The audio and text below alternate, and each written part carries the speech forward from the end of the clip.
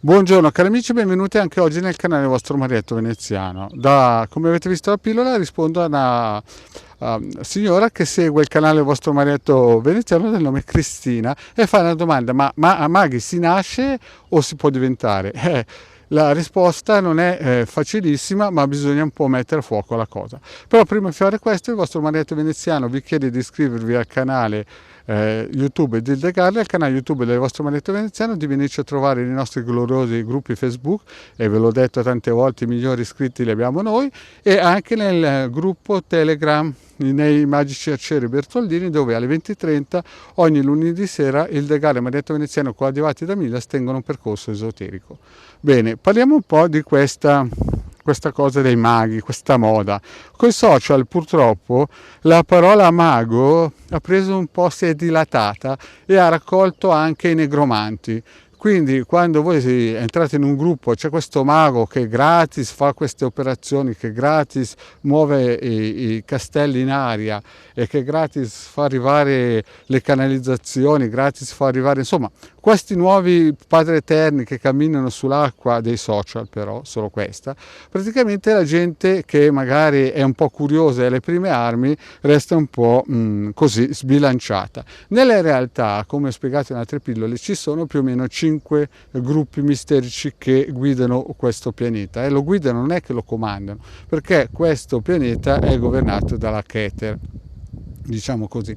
Quindi questi 5 gruppi misterici si sono divisi, queste 5 aree territoriali del cosmo, e le guidano secondo le possibilità che hanno. Chiaramente ogni tanto fanno scendere un avatar, ogni tanto fanno scendere un mago che quando ce n'è di bisogno raddrizza un po' la barca. E poi dentro questi gruppi misterici, che è un numero chiuso, non è che si può entrare. Ad esempio la fratellanza bianca, non è che uno si alza la mattina e diventa fratello bianco, no, sono dei numeri chiusi. E poi è anche una questione di anima. Chiaramente un esoterista che non era dentro questi gruppi misterici, ma era dentro un cerchio vicino a questi gruppi misterici, chiaramente è un mago, però chiaramente non è di questi gruppi misterici. Poi invece, come ho detto prima, ci sono quelli che proprio non sono niente, che si inventano dall'oggi al domani, accendono un paio di candele, fanno qualche spadata e diventano maghi, di qualsiasi tipo di gruppo loro si inventano, ma nella realtà non sono maghi, ma sono solamente negromanti oppure maghi neri, no?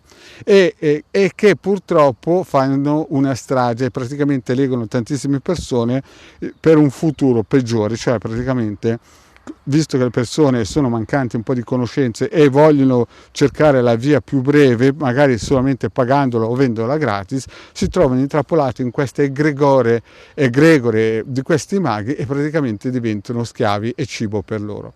Quindi maghi si nasce nel senso che molto probabilmente migliaia di anni fa c'era un gruppo di queste anime che ha preso questo compito. I cabalisti li chiamano rabbi, io adesso dico mago per far intendere alle persone una persona che studia la realtà, la verità e la vera scienza.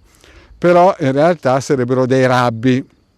Il vero nome sarebbe rabbi, perché l'unica vera scienza dal mio punto di vista è quella cabalistica. Tutte le altre cose sono un po' delle scimmiette che scopiazzano a destra e a sinistra. Poi è chiaro, ci sono anche cabalisti tibetani, ci sono anche cabalisti siriani, egiziani e quant'altro.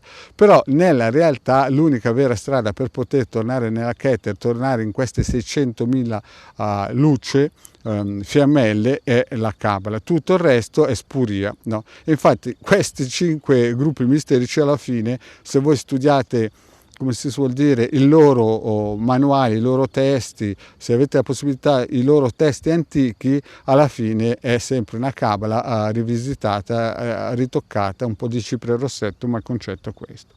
Quindi maghi si nasce, tutto il resto purtroppo è un grande, come si suol dire, trucco. Dire trucco è ancora poco, è un grande, neanche fregatura, è una grande illusione. Ecco, illusione è il termine giusto, perché molti negromanti, che non hanno niente a che vedere con la magia, si spacciano per maghi E ad esempio, se voi guardate sul tubo, ci sono tanti che spiegano tante belle cose, però si attaccano a geni bassi, fanno magari anche grandi cose sceniche, ma sono geni, non hanno niente a che vedere con le alte sfere vibrazionali. Tanto sta che nei vari gruppi si trova gente che canalizza di tutto, dagli extraterrestri alle anime dei defunti, che scambiano elementali per anime dei defunti, oppure gente che parla con gli extraterrestri ma nella realtà sono geni di 3-4 mila anni creati da altri maghi.